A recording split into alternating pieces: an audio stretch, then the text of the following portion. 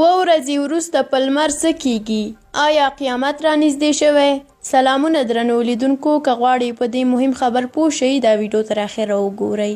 له نن څخه ورځې وروسته د یکشنبې په ورځ به لمر په خطرناکه توګه تندر ونیسي چې ورځ به په شپه تبدیله کړي.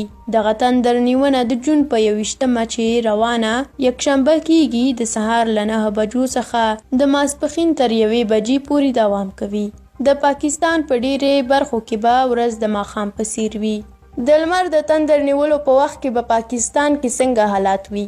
د لمر زیاته تندر نیونه به د بلوچستان په ساحلي علاقو کې، شمالي سند او په جنوبي پنجاب سیمو کې ولیدل شي، چیرې چې به لمر تر 95 نه تر 100 سلنې پورې د سپوږمۍ تر شا پټ شي او تاریکي به د شپې په څیر وي. د پاکستان په نورو ټولو برخو کې به لمر د دې مودې په جریان کې له 15 نه تر 90 سلنې پورې د سپوږمۍ شاته پټ شي او دا به د 1999 راهیسې تر ټولو قوي لمر تندر نیونه وي.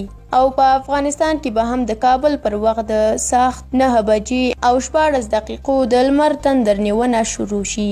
په 10 او 40 دقیقې به خپل عروج ته ورسیږي، وروسته به په کمیدو شروع وکړي چې د غرمې په 12 بجې او 15 دقیقې به پای ته ورسیږي.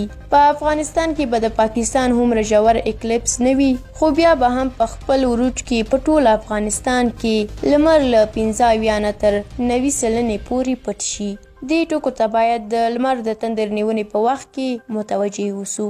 اول دا چې د لمر تندر نیونې په وخت کې لمر ته کتل کولی شي سړی د تل لپاره وړوند کړي او یا یې هم د همیشه لپاره په سرطان یا کینسر اخته کړي، نو په دې وخت کې لمر ته مه ګورئ. دوم دا چې د عامو عینکو استعمال ستاسو سترګې د لمر له خطرناکو وړانګو څخه نشي خوندي کولی. په دغو عینکو کې لمر ته د کتو غلطي مه کوئ.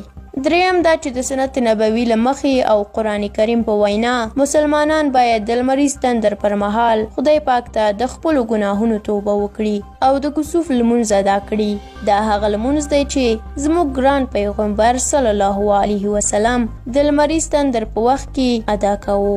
یادونه: اکثره خلک په دې عقیده دي چې د لمر تندر نیونه یعنی لمر ته الله پاک د انسانانو د ګناهونو سزا ورکوي. دا فکر بالکل غلط دی. د لمر تندر نیونه صرف د الله پاک د قدرتونو څخه یو نښانه ده. راځئ چې په دغه ورځ د عالمانو نه پوښتنې وکړو او د لمر په تندر نیونه له اسلامي اړخ څخه ځانونه مکمل وکړو. درنو لیدونکو، ډیره مننه چې دا ویډیو تر اخره ولیدله. که غواړئ همداسې نورې ویډیوګانې هم وګورئ، زموږ یوټیوب چینل سبسکرایب کړئ. تر بلې ویډیو الله مو مل شه، ښه وخت ولرئ.